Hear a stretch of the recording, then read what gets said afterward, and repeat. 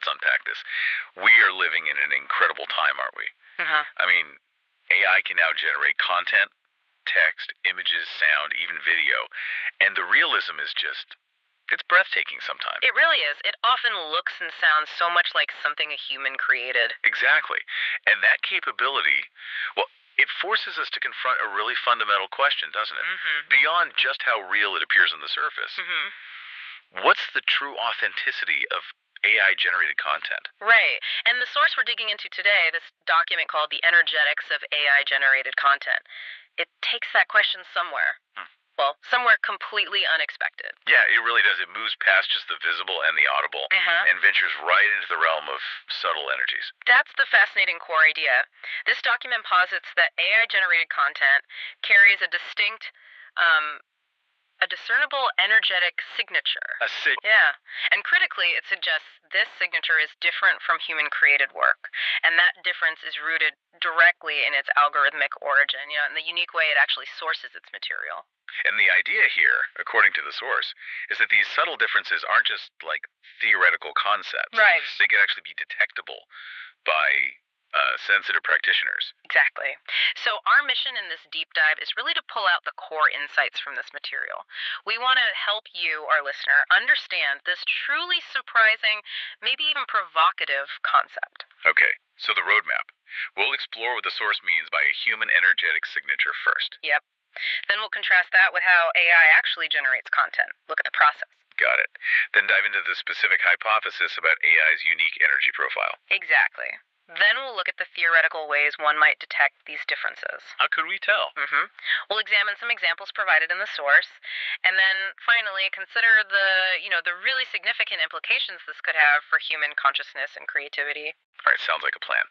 Let's start by grounding ourselves then. What does this source mean when it talks about a human energetic signature? Where does that idea even come from? Okay, so the document, it draws on ideas you find across quite a few traditions, spiritual, esoteric, even some holistic practices. Okay. The underlying belief is that creations that stem from conscious beings like us are imbued with a kind of subtle energy field. Like an aura or an imprint. Yeah, exactly. An energetic imprint left behind by the creator, like leaving out of yourself in the work, as you said. Okay. And this field, it's said to carry information. It reflects the creator's intentions, their emotions, their thoughts, their overall state of being right at that moment of creation. So it's more than just the skill or the technique, it's the actual life force that gets infused into it. That's absolutely key here. The source really emphasizes the role of individual human consciousness. Each person, with their unique history, their subjective experiences, their emotional landscape, that kind of undeniable personal spark, is seen as having a distinct soul print, a unique vibrational frequency, if you will. A soul print. I like that term. Yeah. And when we create something, write something, paint something, we're channeling this unique life force, this chi or prana, maybe? That's the model the source presents, yes. This conscious, embodied act gives the work a unique vibrancy, a certain depth, or just a feel you can't quite quantify otherwise. And the document mentions how sensitives or practitioners, people trained in perceiving these subtle energies, sometimes they're called psychic aikidoka. Interesting term. It is. They report being able to actually feel the passion or the anguish or the sincerity that's embedded deep within human work. They might discern the true intent, even if it's kind of masked on the surface. Wow. That's a really fascinating way to think about art or writing, not just as form and content, but as a carrier of this personal energetic imprint. Okay, so we have this idea of a human soul print shaped by individual consciousness and experience. How does the AI process of creating content contrast with that? It must be fundamentally different. Oh, absolutely. The AI process, as described in the source, is worlds apart. We're kind of familiar now with the basics, right? Large language models predicting text, GNs, or diffusion models generating images. Right, complex algorithms, computation. Exactly, sophisticated algorithms. But the critical distinction this document highlights is that AI operates purely on statistical synthesis. Statistical synthesis. Yes. It analyzes these massive data sets, identifies patterns within them, and then generates output based on probabilities calculated from that data. It doesn't have subjective experience. It doesn't feel emotions. It doesn't possess consciousness in the human sense. So it's all about processing data points. Precisely. So Okay, while a human artist might pour their personal joy or maybe their struggle into a painting, an AI tackling that same theme is working from data about joy or struggle, not the feeling itself. That's the essence of it, yeah.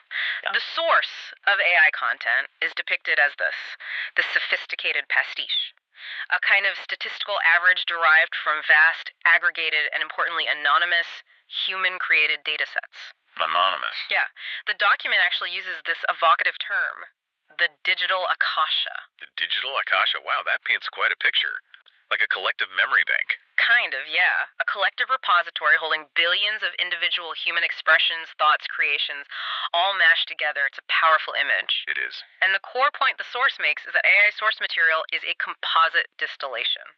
It's a blend of countless expressions, yes, but it crucially lacks a singular, embodied, conscious creator.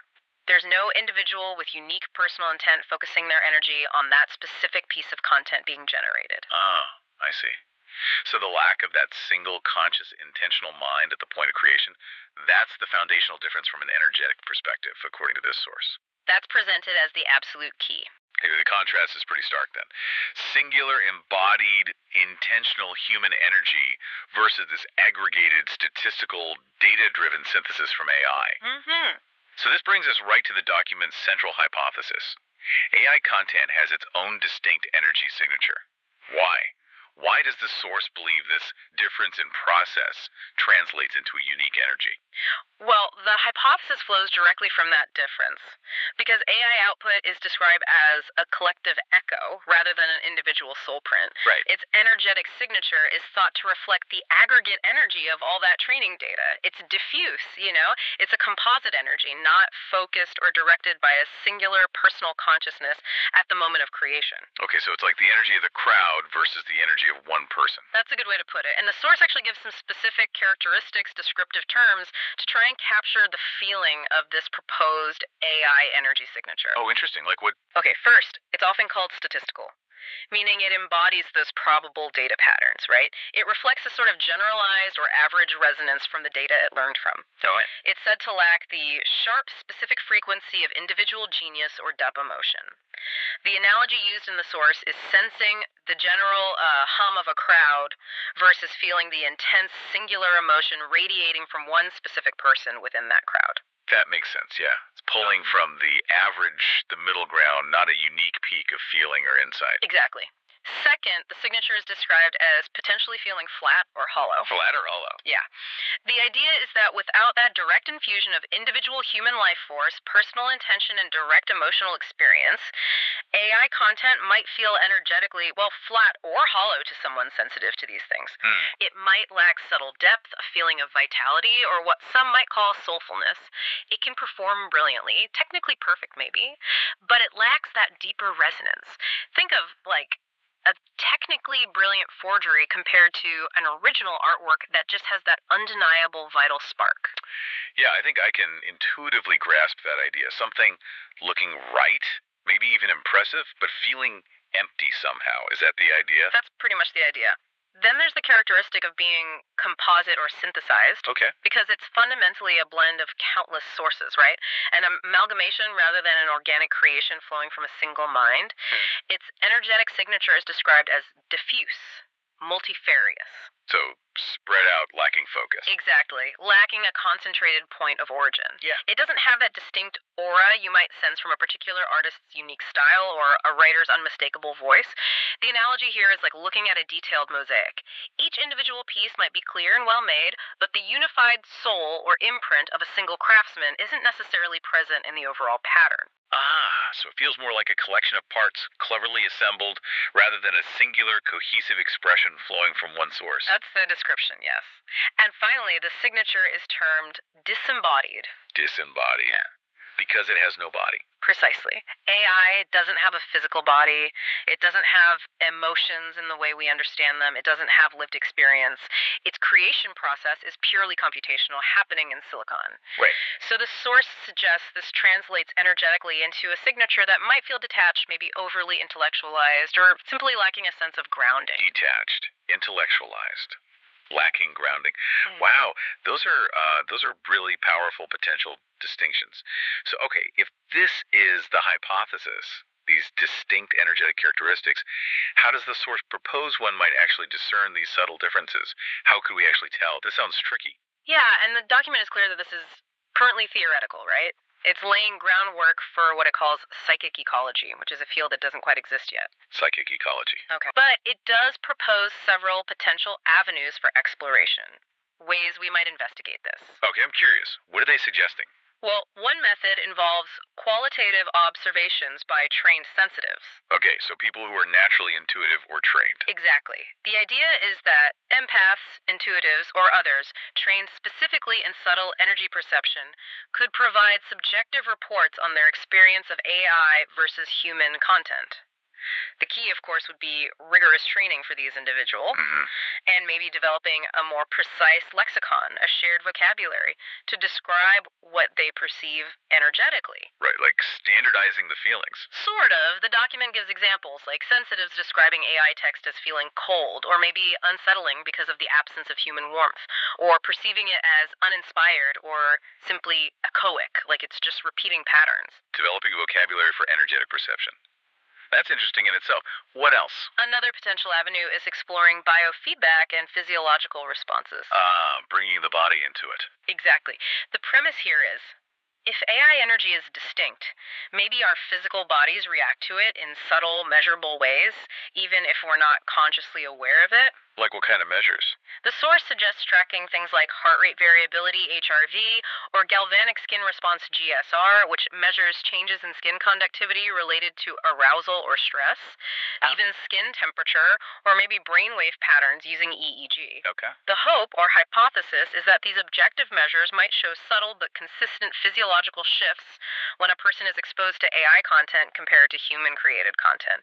Maybe AI content induces a more passive brainwave state, for example, or creates a subtle feeling of energetic dissonance that shows up physically. That's really interesting, trying to find an objective physical signature that correlates with this more subjective energetic feeling. Yeah, bridging that gap. A third approach mentioned is developing theoretical models for energetic mapping. Okay, that sounds more abstract. It is.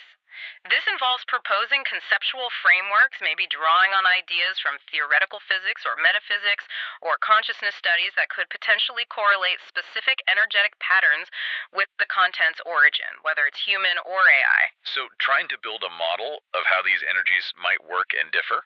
Essentially, yes. It's about conceptualizing future technologies or models that might someday be able to detect and differentiate these subtle energy fields directly. It's very forward-looking. Like creating a conceptual map of these energy signatures. In a way, yeah.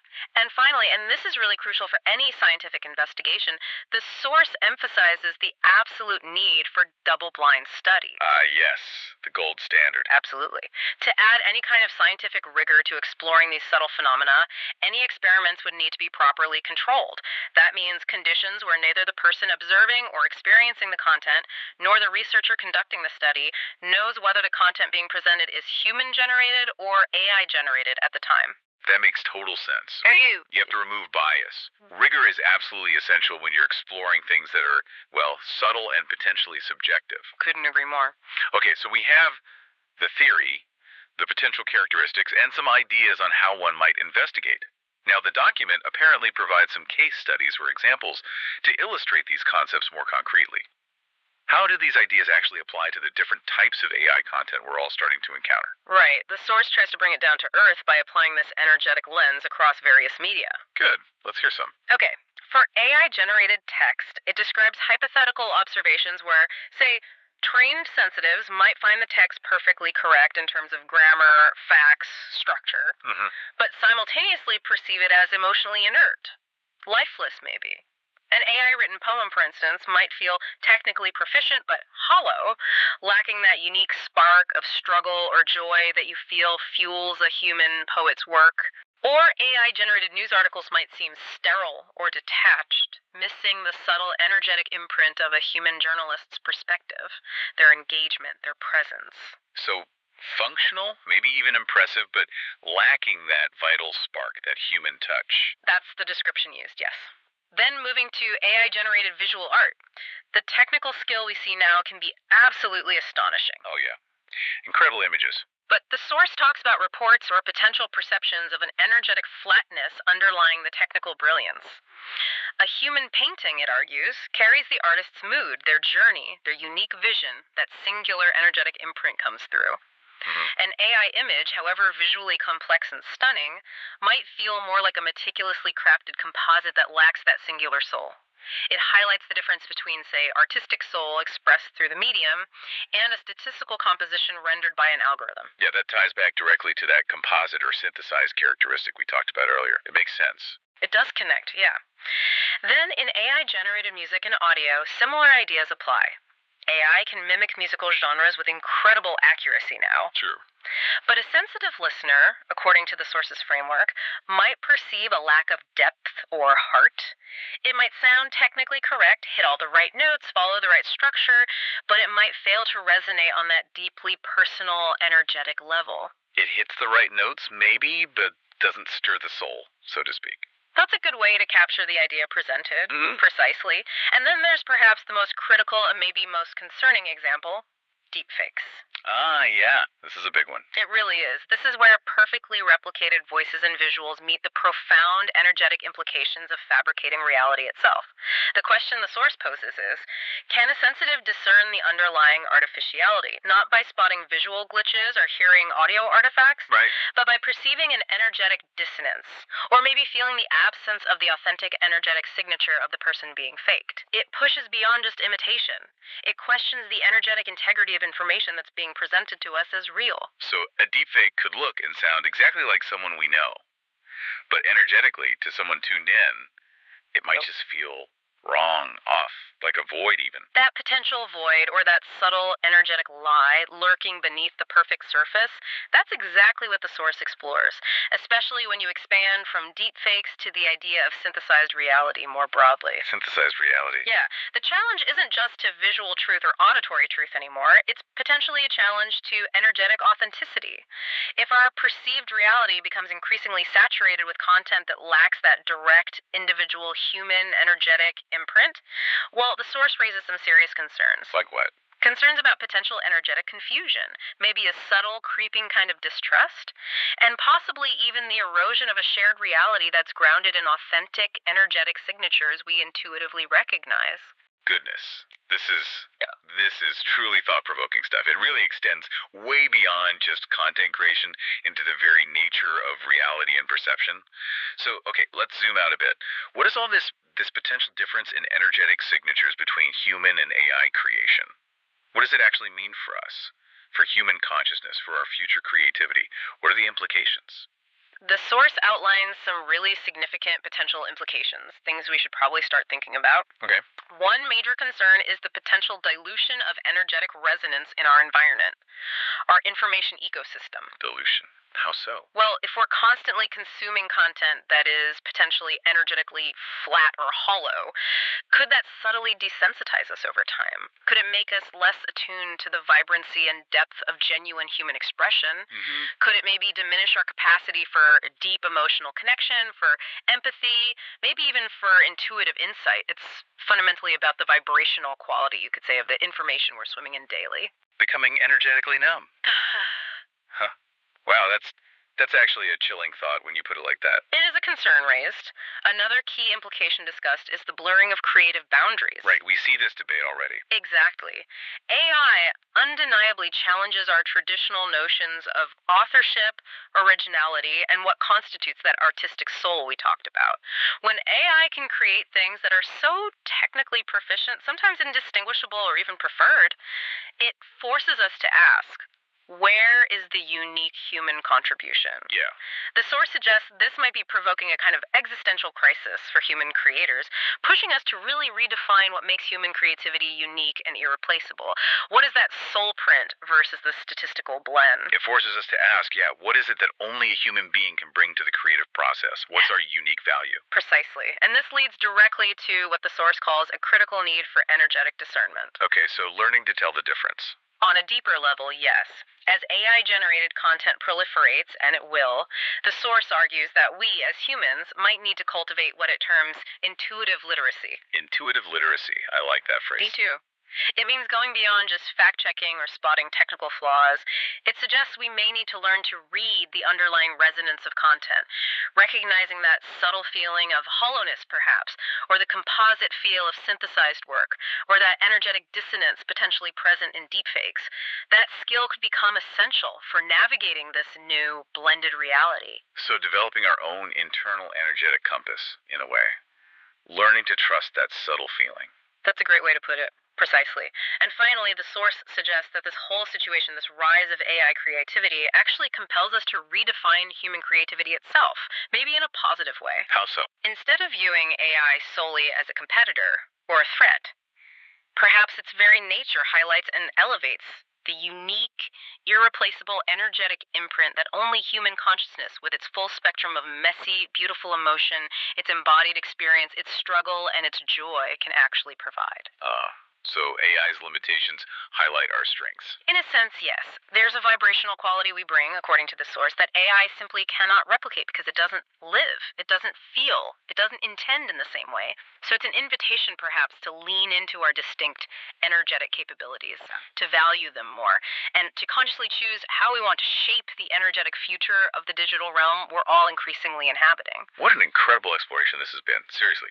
We've gone from the astonishing surface realism of AI content all the way down into this subtle, mostly hidden world of its potential energy signature. Yeah, we really covered some ground. We defined that concept of human energetic signatures, that soul print, starkly contrasted it with AI's algorithmic, data-driven collective echo. We explored some of the theoretical ways one might even attempt to detect these subtle differences. Right, the sensitives, the biofeedback, the models. Exactly. And we examined some examples across different forms of content, text, art, music, and those critical deepfakes. And the core idea from this document, the energetics of AI-generated content, is certainly provocative, isn't it?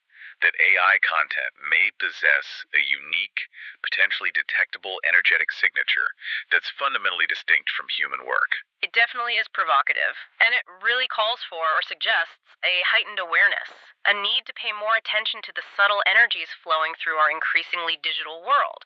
It sort of urges humanity to recognize and maybe consciously preserve the unique energetic resonance of its own creativity and consciousness. Which really leaves us, and you, our listener, with a compelling question to carry forward, doesn't it?